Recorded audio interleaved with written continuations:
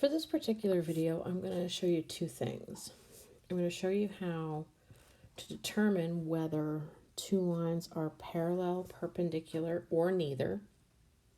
And the second thing I'm going to show you is how to write the equation of a line based on the graph provided. Okay, so the first thing we need to remember is that to determine whether lines are parallel or perpendicular, we have to take a look at their slope. Okay, now parallel lines have the same slope.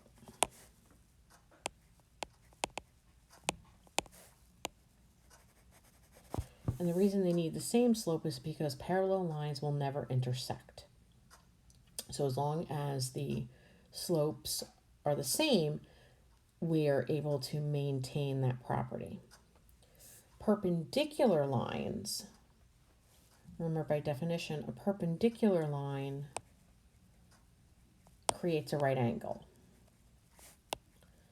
And to create that right angle, perpendicular lines have what we call opposite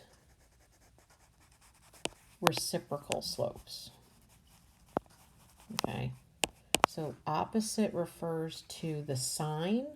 So one line has to be positive, the other one has to be negative to intersect for that 90-degree angle. The reciprocal refers to the flipping of the fraction. So if I had 2/3, the reciprocal of 2/3 is 3/2. Okay, so that's what a reciprocal is. Reciprocal means to flip that fraction so the numerator is now in the denominator and the denominator is in the numerator. Okay, so keeping that in mind, let's calculate the slope of these two lines. Okay, so first we need to find 2 points that intersect at whole numbers. So we want whole number, and there's another one here. We want whole number coordinates. Okay, so when you have the graph, we can determine slope by connecting the 2 points and counting rise over run. Okay, so this looks like I have a run of 2. 1, 2, 3, 4, 5, and I have a rise of 6. So my first line here has a slope of 6/2, and of course I can simplify that because 6 divided by 2 is 3. Okay, my second line, 2 points that have whole number coordinates, looks like here and here. And then here, you notice that this line here that I've marked in green has a negative slope. Okay, where my red line has a positive slope, positive going uphill. My green line is going downhill, so that's going to have a negative slope. And I have a rise of 2, and a run of 1, 2, 3, 4, 5, 6.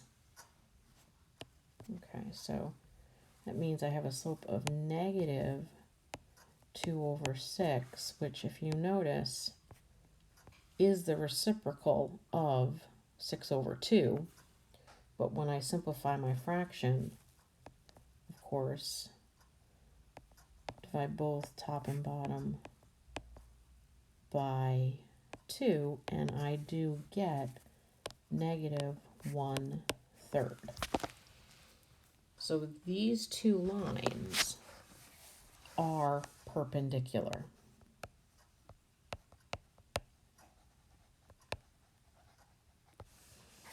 My first slope was 3, and the slope perpendicular to that is negative and is the reciprocal.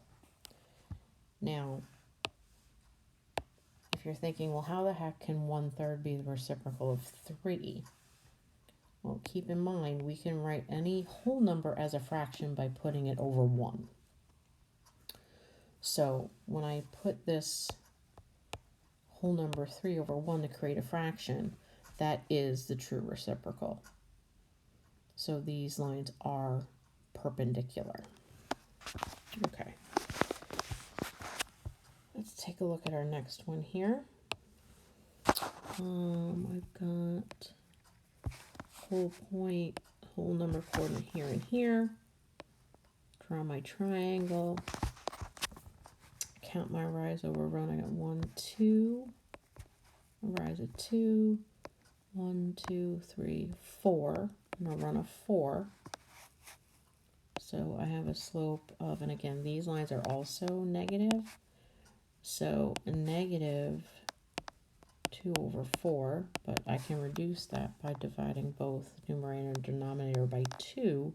So I get a negative 1/2 for my first line. My second line, let's see, a whole number there, a whole number coordinate here. Also have a rise of 2. 1, 2, 3, 4, 5, 6. But I have a run of 6. So I have negative 1/2. I'm sorry, that's not correct. I have a slope of negative 2 over 6, which of course is not 2 over 4. But when I reduce this, I get a negative 1/3. So these lines are neither parallel or perpendicular.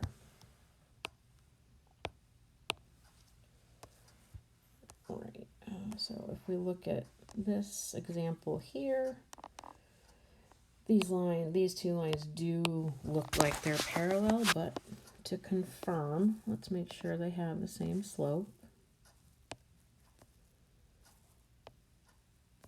Right, I've got a run of 2, 1, 2, 3, and rise of 4 for that line, and then I have a point here, a point here, and I got 1, 2, 1, 2. Is that correct? Let me check that again. Make sure I chose a point, a whole number point. Here.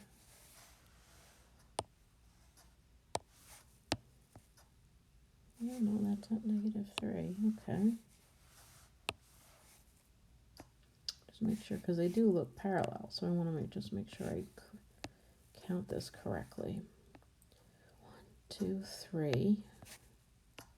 1, 2, 1, 2, 3, 4, 5.